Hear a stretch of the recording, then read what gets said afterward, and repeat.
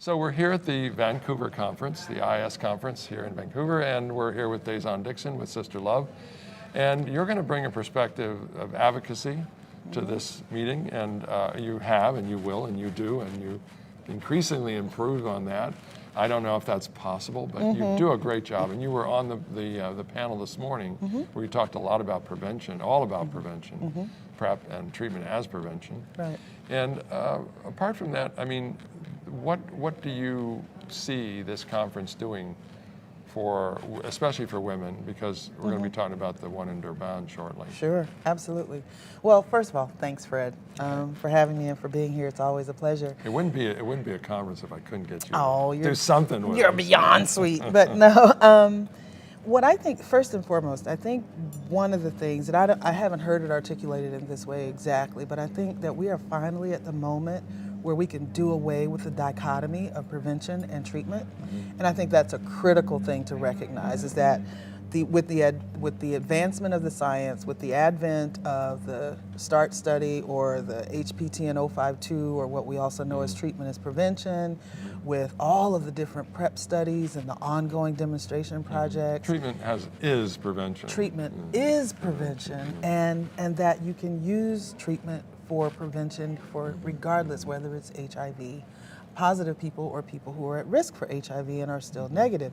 So I think that, even as in a lot of different communities, and I think I talked about this, just touched on it a little bit, is that we've been wrapping ourselves around this care continuum of looking at viral suppression and then looking at undetection, that we're also recognizing the real important role of testing everybody and then getting them into the track of care that they need. Right. And that's the important thing you say, getting them into care, access to care, because I think you were sensitive in the panel this morning, in the press panel, in that this is a choice for them. Now, an informed choice. Right. So then it behooves you and me and everyone else out there who's talking about HIV to really talk about the reality and the science, and let them understand the science really is so clear that we can convince them, hopefully, to make that choice. The science is clear, the implementation is less clear. Right. And as a matter of fact, there even might be roadblocks. And so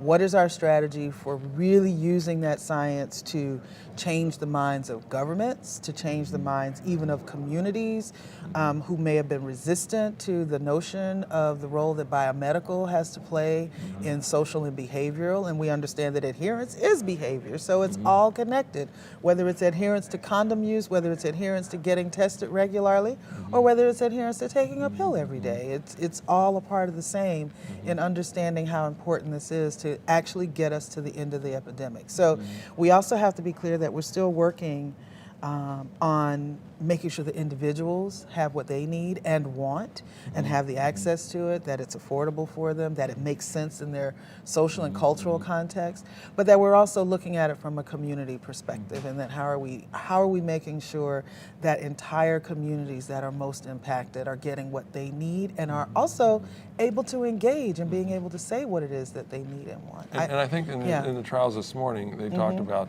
how they could separate them out by site. Yes. Because I think, and it doesn't mean that everyone in that site is going to agree the same way. That's right. It's not a group thing. That's right. But it is to some extent, but it's obviously everyone has to make an individual choice. And that individual choice will affect not only their own health, but the health of the community. That's right. So the more people, I think, I didn't mention this and I was going to try to mention it with one of the other scientists, but there is the sense of herd immunity. At some point, whether you don't get everyone or not, it isn't important to get every single person, but get a profound number of people on treatment that will bring the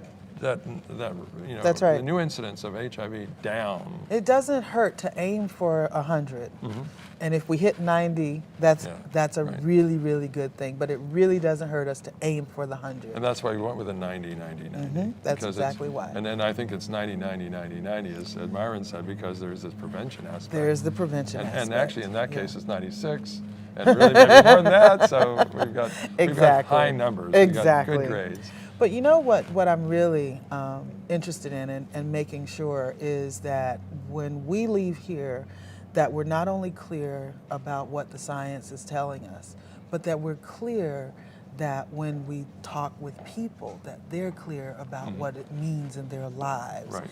And That they especially understand the that truth. they understand the truth, and they understand the truth from where they sit or where they live.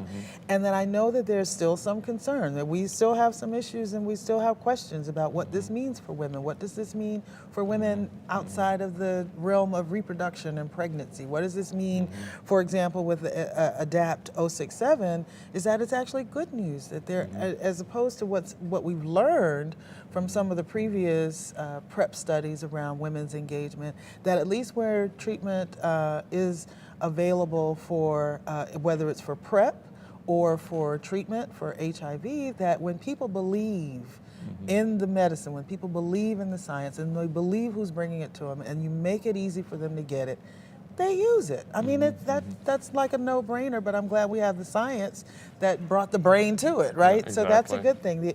The other part, though, is we're going to leave this meeting without having focused a whole lot on at the individual level of key populations. And I think as we leave Vancouver and go to Durban, that, and I mentioned this earlier, is that the same way Durban 2000, 15 years ago now, was a watershed moment. It was a watershed moment because we knew we had the science that millions of people could not access. And that was around treatment. That was what some people call the treatment revolution.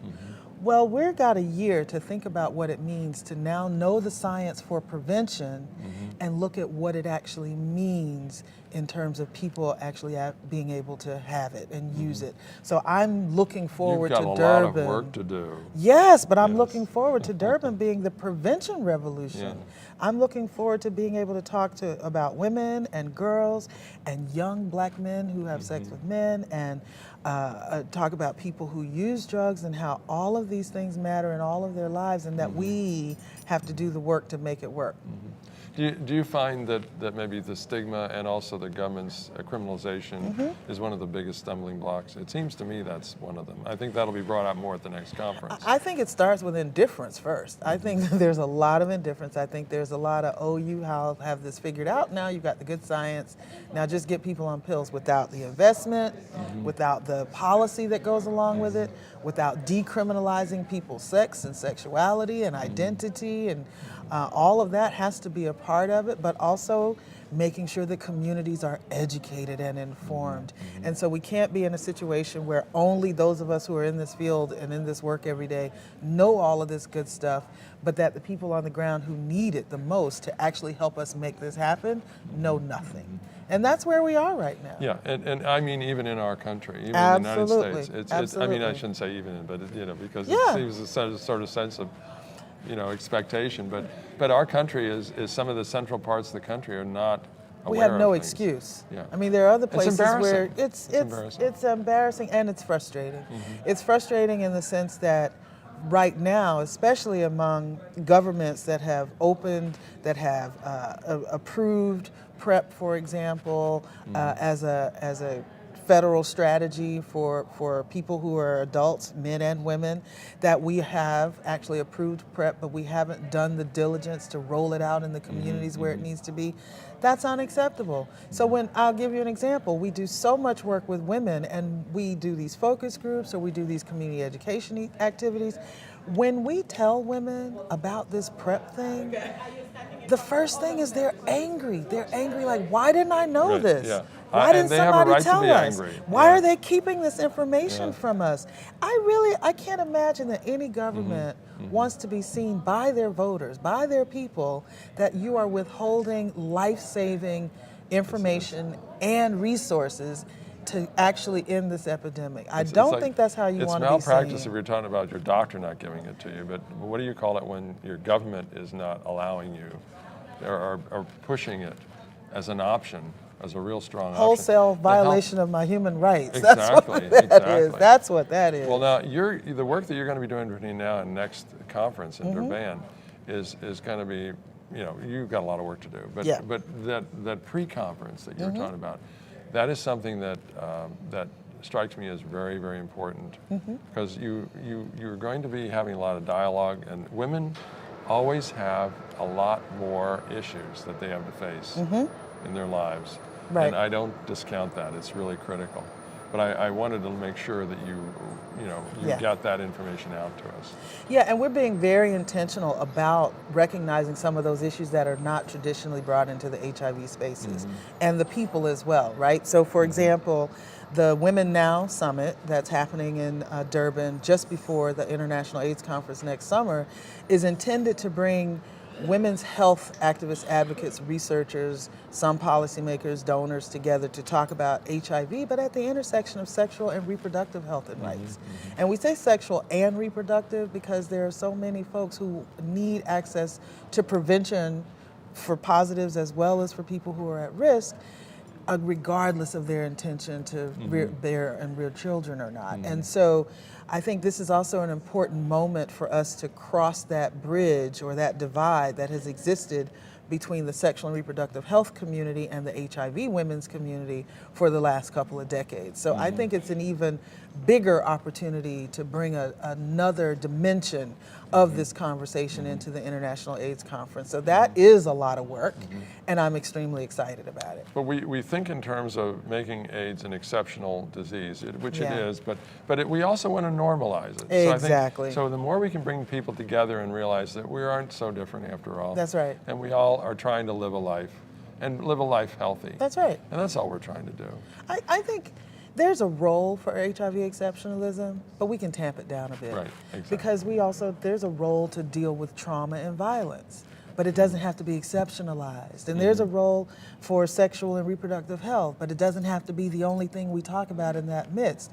And so I think the more that we can recognize the unique power in addressing all of those issues that impact HIV and vice versa, or by the convex, then that's what the exceptionalism has to exist in the spaces it needs to, but the integration has to be where we do our work. Absolutely. And you are a champion of that, and I really appreciate you doing that. And I look forward to the conference. We want to work together with you on that. I certainly hope pre-conference. so. Yeah, I'm excited about that too. We'll be there early for you. Yay! And with you. Yay! Well, we'll see you in Durban in July. Thank you so much, Thank Dazon. you. Thanks, Fred. Thank you.